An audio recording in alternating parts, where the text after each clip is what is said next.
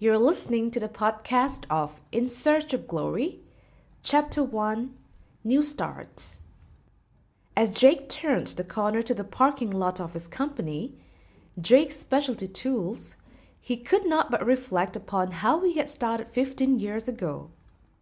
Leaving a cushy job at Morgan Engineering was a difficult decision, but Jake could not have helped himself. It was as if something had taken over his senses, and putting in all his savings and borrowings, he had started a small company out of his backyard. Jake's Specialty Tools quickly grew in stature, and today, with a turnover of about 150 million US dollars, it had come a long way. It was odd, though, that he should be thinking of all this at the moment. For things had not been going too well in the past couple of months, well, about a year and a half. Michelle, the CFO, was a worried woman. She had highlighted the precarious cash position of the company, decreasing margins due to an ever-increasing commodity pricing, increasing working capital outlay, and a huge investment that was not working to capacity. Add to this, the woes of the company were only exacerbated by the impulse investments in the latest titanium coating machine, which Jake had bought along with an expensive simulation software. Both were nearly not used. The customers were just not willing to pay top dollar for the titanium coating in the face of the increased sourcing from countries like China, Thailand, Korea, Brazil, and India, among others.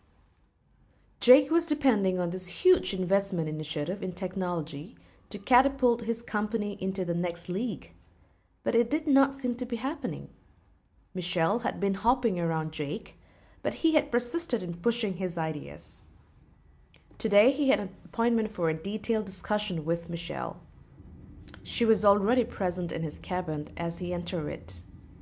She was pondering over a sheaf of A3 large format prints, and Jake was expecting an animated discussion and was relieved to find that Michelle was relaxed. "Good morning, Jake," she began, and without waiting for him to mumble his reply, she continued. "Last weekend I had an alumni meeting where we had a discussion on why accountants are not able to reach out to the CEO in the way they should. This debate has been carrying on, and I'm about to present to you our work in process. We're going to create a website around this idea exchange. At the core, there are two issues: a 2-year syndrome and the monkey in the balance sheet." She paused for an answer. Jake thought that she was pulling a fast one and looked adequately puzzled. "Well," she went on, "the 2-year syndrome is what we're currently going through. The presentation explains that SME like ours, which have had initial success, manage to gain a size which is below the critical mass. At this point, invariably, the management loses handle on one or the other crucial aspects of the growth engine of the company and drifts into a kind of doldrums, always imagining that all it takes is 2 good years to do a metamorphosis into the big league." It was rather abrupt, but it did summarize our present status, thought Jake. Jake had always had this kind of feeling that they were in trouble, and 2 good years would definitely take them out of the mess. He nodded his head and signaled for her to carry on. "The next concept presented is that there is a crucial play of the elements of accounts in the functioning of an organization. At different points in the growth of each company, different aspects assume crucial significance. Figuratively, like a monkey jumping around on the balance sheet and profit and loss account and sitting on whatever is crucial," she said.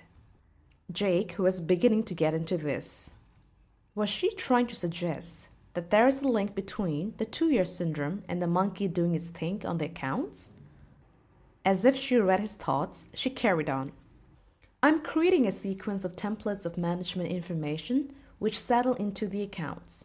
It would start in the areas where the accounts are out of whack, sort of where the monkey is sitting, and weave a way out of a 2-year syndrome, like a search for the symptoms of the malaise and analytics cure for the same."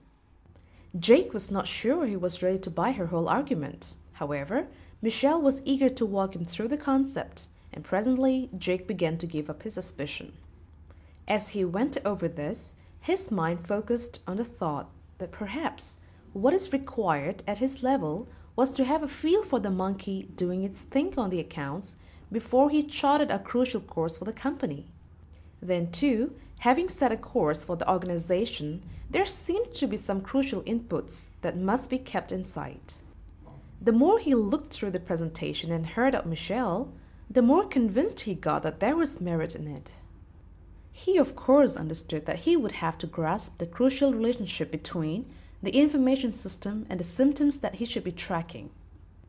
As an engineer, this would take some time, but some of the presentations which Michelle had put before him made the approach look very intuitive and logical. Jake decided that there was no harm in playing along.